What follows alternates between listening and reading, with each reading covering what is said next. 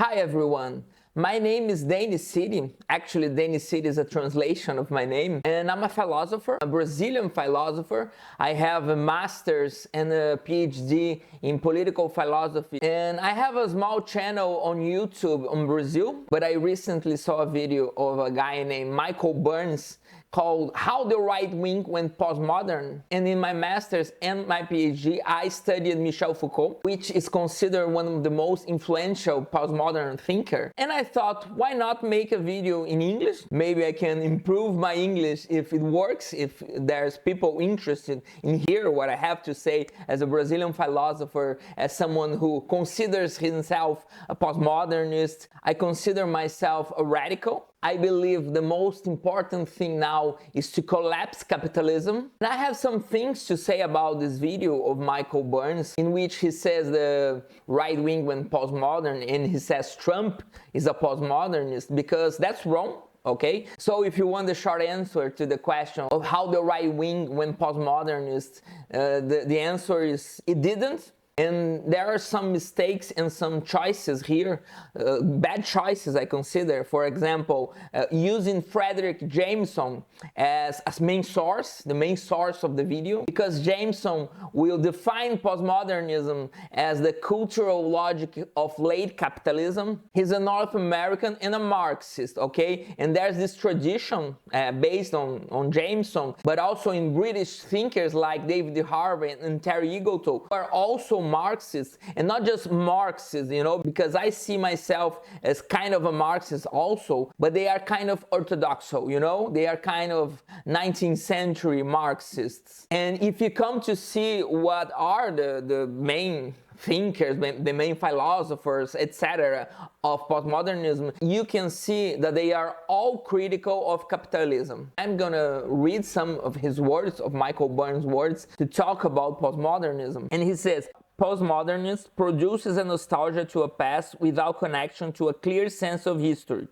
Choose your own adventure when you're talking about the past. That's actually wrong. There's no such thing. You won't find that in postmodernism, in people who are thinking and producing postmodernist theory like philosophy, history, science. You won't find that. That's what we call the fallacy of the scarecrow. You know, there's a scarecrow. You are making a scarecrow of what postmodernism is, and you are hitting the scarecrow. You're not hitting the real thing. Because actually, postmodernism is, we're gonna get a good sense of history. But how we're gonna do that? We're gonna recognize that how we tell history, how we say things happen, there's always power involved. There's always power involved because, as Marx and Engels would say, the dominant values are the values of the dominant classes. Let's take an example of history and how postmodernists will deal with history. Take your Declaration of Independence, for example. Your founding fathers will write,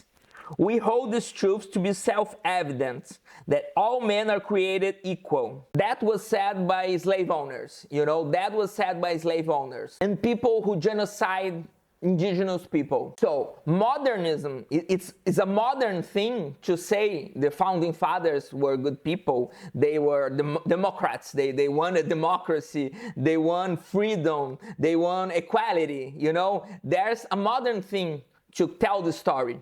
We postmodern, we're gonna to the facts. We're really gonna wanna rewrite history, but not to disconsider the facts, to consider the facts. So you don't live in a democracy, and I don't live in a democracy, and even how we say, how we tell what democracy is, there's power in that. We say the democracy was born in Greece, for example, but Greece had slave owners also, and women were kind of slaves too. So we only consider that a democracy. We only consider United States as a country of freedom and other things because there's power. There's too much power, and the dominant classes hold the education. They hold the narratives. They hold the truths. They hold the truths in their power because they have the tools to produce the truths. And that's what happened with the right wing. That's what happened with Trump. They want power to change, to make their truths, like your founding fathers did,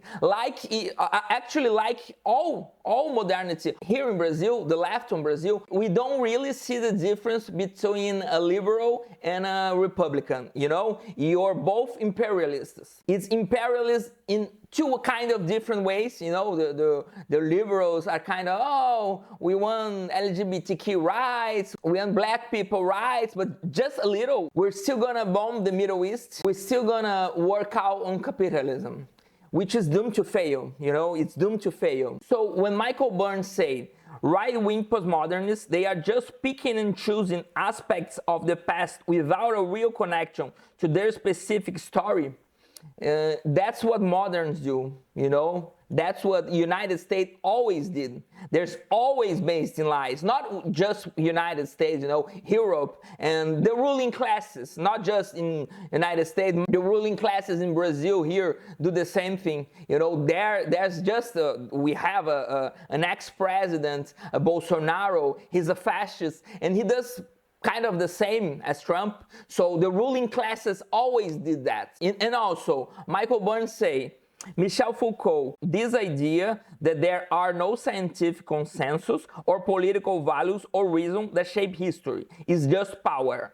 Well, it's not in Foucault. To Foucault, he said, what shapes history is power, knowledge that produces subjectivity. So my subjectivity, yours and everybody else is shaped by a relation, by power and knowledge. He doesn't take out knowledge off the way, but power is very important. So there's people who have knowledge, but the knowledge is produced by power. Democracy is what the ruling classes say is democracy is. They say that there were democracy in Greece, even though there were slaves and women were slaves and all kinds of other things, like they can literally make an assembly and choose to kill someone like they did to Socrates. And these are the facts, you know, it's not my opinion. These are the facts. What democracy is, it's about what we're gonna construct, how we're gonna make a political idea and become kind of a consensus. There are really